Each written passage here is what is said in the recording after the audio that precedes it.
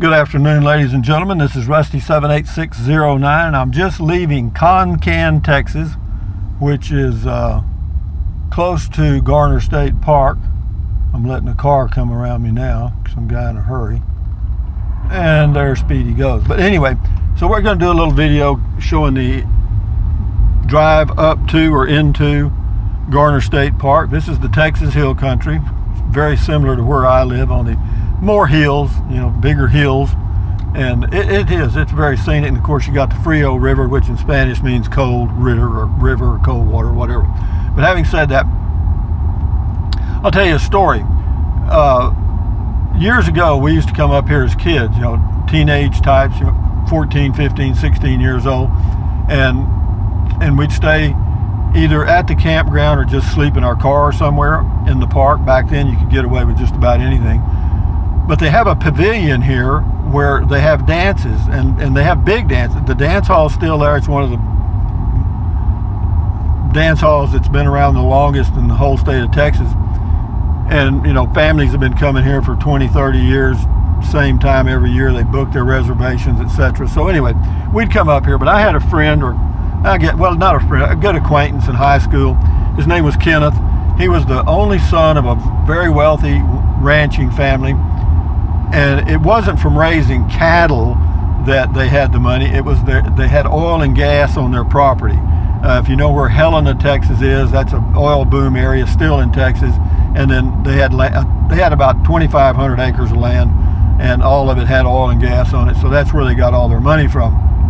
But he grew up in a very similar circumstance to me. He grew up by himself out in the boonies, nobody to run and play with and stuff. And I grew up the same way, just on the other side of town. But in school, we kind of got to be friends, and he was I'd say he was fairly quiet in a lot of ways, but he would try the craziest things. But anyway, he was up here at Garner State Park one time, and his parents had bought him a new Corvette, which was not unusual. He gave him everything he wanted. But he had a brand new Corvette, came up here with another guy, a friend of his, and they were staying in the campground, I guess. But what happened was, when Kenneth got a little drunk, he'd just get crazy, man, wild. They were in the Corvette, him and this guy named Reggie. It was Kenneth and Reggie in the car. And on these roads here in the hill country, the curves can be fairly sharp. And so what Kenneth was doing as he was drinking his whiskey and racing around was looking at the signs for the curves, and if it said 30, he'd go 60. If it said 40, he'd go 80. Well, the one that got him was not this one right here. This one says 50, but there was another one on further down that says 45, but it's a trick. What it is, he hit the first turn going 90, but it was an S curve. Okay. And they made one half of the S, and out into the sky they went in that piece of plastic. Neither one of them were killed. They got some scars and stuff from that. And but I think Kenneth learned. Did Kenneth learn a lesson? It's hard to say. I doubt it. But anyway, he died many years ago, and I'll tell you that the end of his history was he was in the hospital in Victoria, Texas. I was nearby, and he called me. He very rarely called him, but when Kenneth called, he needed something. Or he would do, he'd take care of you. Kenneth was not anybody who would take advantage of anyone. He was very straight up. So anyway, he called and told me he was in the hospital in Victoria. I told him, well, I was headed that way because I had some family there, and he wanted to know if I'd bring him a bottle of whiskey, Jack Daniels. I said, sure, because he said that nobody else bring it to him. I said, Kenneth, if you're in a hospital, I'll bring it to you. So, I found out when I got to the hospital, he was dying anyway. Dying of about 14 different kinds of cancer and everything else he could get. So I go in there and I hand him the bottle. He took a swallow out of it, and he said, boy, it tastes good and all that stuff. We talked for about an hour, and I left. And then his wife called me, his ex-wife called me and told me that, Kenneth was, in intensive care, and he wanted to see me. And I said, fine, I'll be there in just a little bit. So anyway, I went over to the intensive care. Oh man, it almost made me cry. Here's this guy, he looked like a puppet on the end of strings, you know what I mean? They had hoses and everything stuck in him. It was really weird, man, for me. At that time, a weird experience. So, he could talk, but barely. And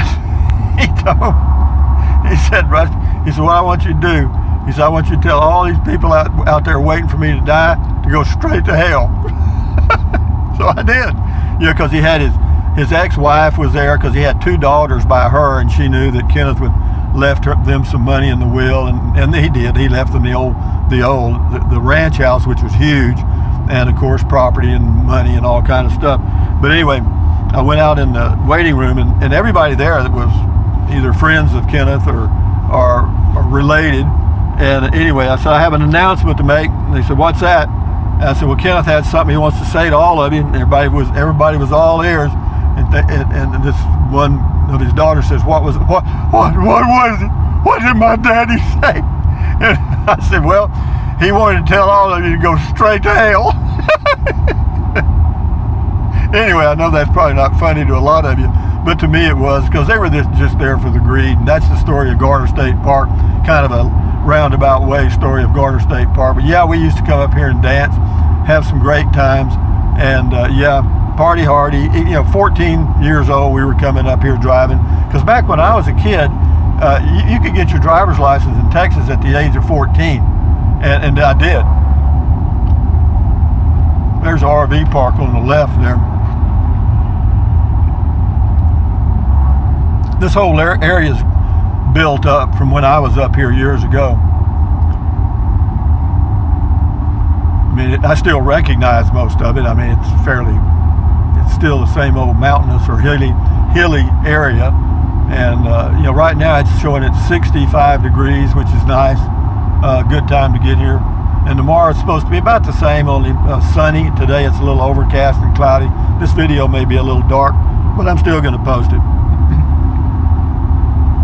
But Garner State Park was a hangout for teenagers playing the mating game back in the, back in the 30s, 40s, 50s, all the way back. I don't know when this park was built. Well, it was built in the 30s actually by, I think the Civilian Conservation Corps built the pavilion where they hold the dances, because they built it for the people in this area to go there and dance. And it ended up, it became a state park, and that dance hall was continued and still continues today. We're getting very close now to turning into Garner State Park. When we get to the check-in point, I'll end the video. Used to be a scenic overlook up here on the right. It may not be there anymore, but it was. I don't see it now. Maybe it's further up. But the Frio River is off to the right. It's not a big river. You can probably walk. It's maybe 20 feet wide when it's reasonably full. They have a little dam in the state park that backs up water that kind of makes a little swimming lake area. But the river itself, if it's 10 or 15 feet wide in places, I'd be surprised. And it's usually really shallow. The water's ice cold. A lot of people come up here and go tubing, getting an inner tube, float down the river. They have people that'll haul you around and drop you off. Should be getting close. Okay, this is at 10:50. Let's see, that's Riverside Park. I want to go to Garner. Yeah, they got a gas station right here across from the entry. Oh, that's Utopia. I'm sorry, we got a ways to go yet. Garner, let's see how far it is. Oh, Garner State Park right here. Sorry about that.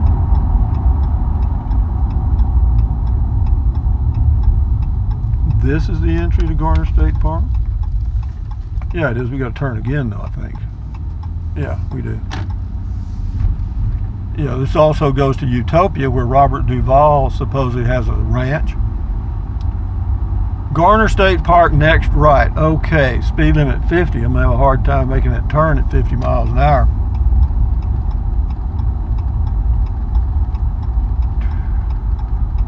This is Farm Road, or Ranch Road 1050, and then it intersects with Park Road 29. And we turn in here, and just for curiosity, I happen to have my Verizon phone on, and it shows no signal. now what we'll do is check the another phone, if I can find it here. Hang on a minute, where's my another phone at? Oh, there it is. No, it ain't. Oh, you know where it is? Don't laugh at me. I'm doing the video with it. Oops. One of those senior moments. Okay, I gotta go on in. This is a busy park, even this time of the year. All, as in ALL, all of the full hookup sites are taken. Overnight camping, right lane only. In the summertime, it'll be backed up all the way to the highway, people waiting to get in. Yep.